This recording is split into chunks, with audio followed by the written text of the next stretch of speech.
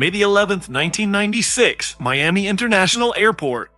ValuJet Flight 592, a DC-9 jet with 110 souls on board, is preparing for what should have been a short, easy flight to Atlanta.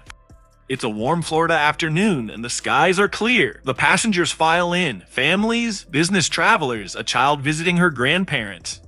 In the cockpit sit Captain Candelaria Gibson, a 35-year-old with over 8,900 hours of flight time, and her first officer Richard Hazen, a seasoned pilot with nearly 12,000 hours. They run through the pre-flight checklist. Everything appears normal. Engines start. The jet begins its taxi. But beneath the cabin floor, hidden inside the forward cargo compartment, something is waiting. Something that should never have been there. It's about to turn this routine flight into one of the most horrifying tragedies in U.S. aviation history, the low-cost airline revolution. ValuJet was one of the rising stars of the 1990s. It was fast, growing, budget-friendly, and wildly popular with travelers. In just a few years, it had gone from a small startup to a major player in the U.S. market, but cheap fares came at a price. The airline was notorious for cutting costs, outsourcing maintenance, and pushing aircraft turnaround times to the limit. Their fleet was old, mostly DC-9s bought from other airlines and refurbished. Still, ValuJet promoted itself as safe, efficient, and modern. But behind the scenes, corners were being cut, and safety checks often ignored. That's where the trouble began. The deadly cargo was loaded. That morning, workers at Miami International were loading cargo into Flight 592's forward hold, including a shipment from SaberTech, a maintenance contractor that had recently performed work on ValuJet's planes. The cargo included 5 boxes of oxygen generators, the same devices used in passenger cabins to provide emergency oxygen when masks drop, but these were expired generators being returned as scrap. They were supposed to be empty or discharged. Instead, they were still fully charged. Each one was essentially a chemical firebomb waiting for a trigger. To make matters worse, SaberTech employees didn't install safety caps, small plastic covers designed to prevent the generators from accidentally activating. They labeled the boxes simply as oxy canisters empty and loaded them as regular cargo. No one at ValuJet checked them. No one asked questions.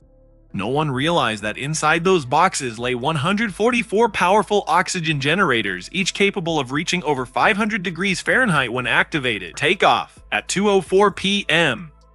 Flight 592 lifts off from runway 9 LDC. 9 climbs smoothly, turning north toward Atlanta. In the cabin, passengers settle in. Some chat, others look out the window as Miami disappears behind them.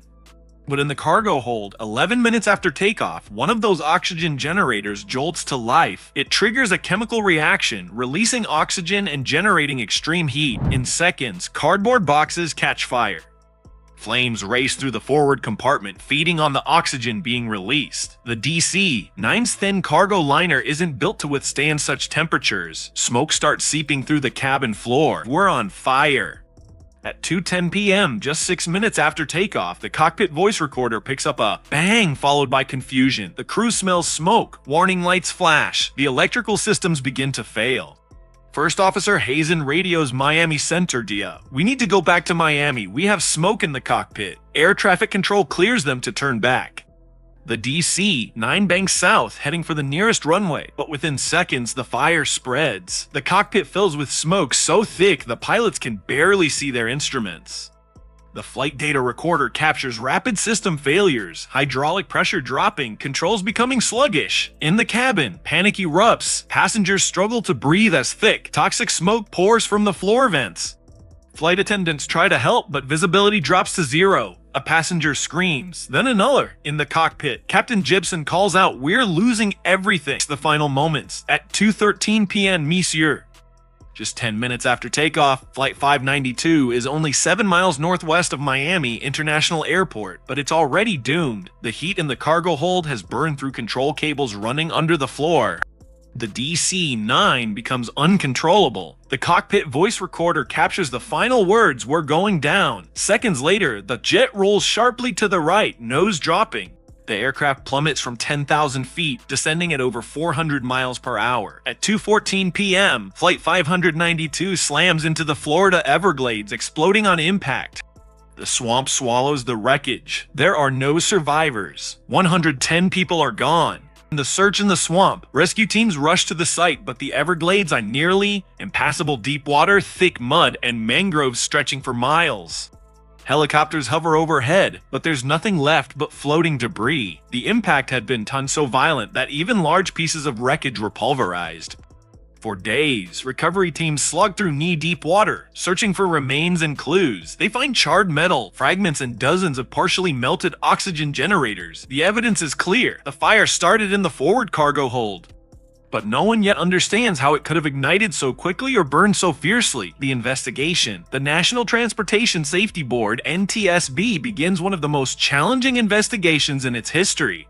They recover the flight recorders, the black boxes, and slowly piece together the timeline. Soon, they identify the source of the fire: oxygen generators loaded by Sabertech. The devices were supposed to be expended, meaning completely safe. But they weren't. Tests show that even a single unspent generator can ignite when jostled or exposed to heat.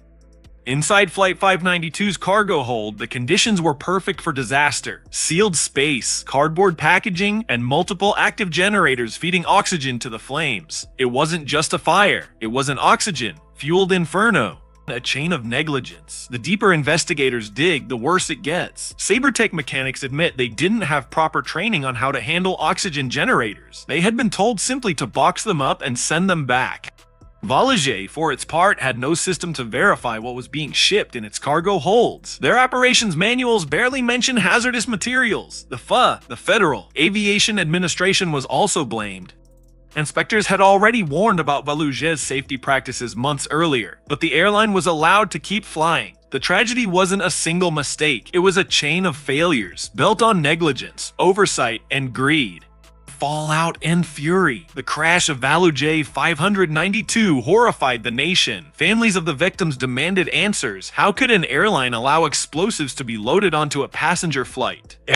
ValuJet CEO appeared on television, insisting the airline was safe, but the evidence said otherwise. Within weeks, the FAA grounded, ValuJet suspending all operations.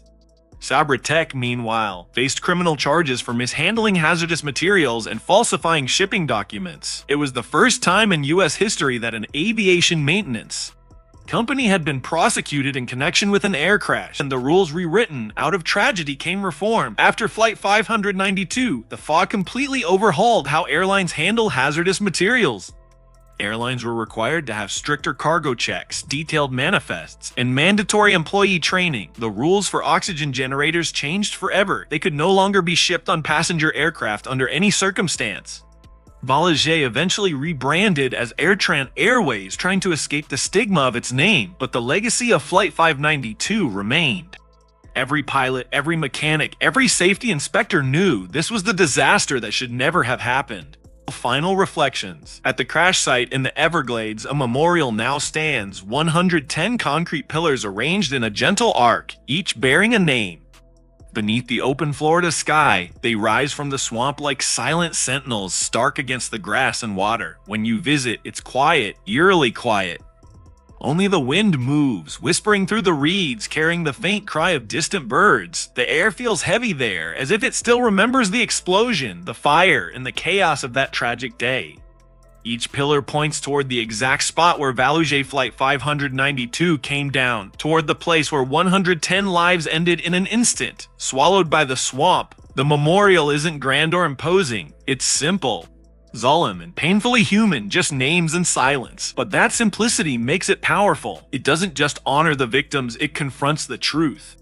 It reminds every visitor that safety in aviation is written in the cost of failure, in the names of those who never made it home. ValuJet 592 wasn't brought down by bad weather or mechanical wear.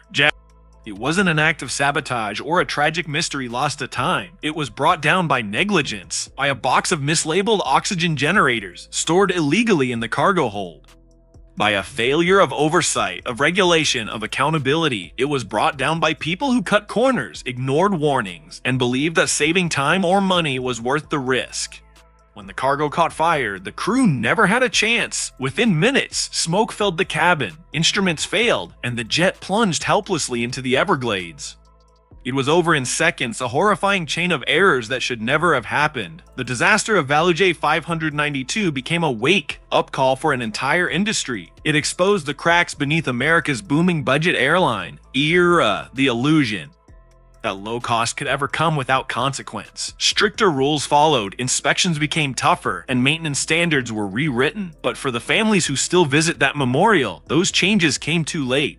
In the end, it wasn't the airplane that failed. It was the people responsible for keeping it safe. And from that tragedy came the hard lessons that keep every passenger safer today.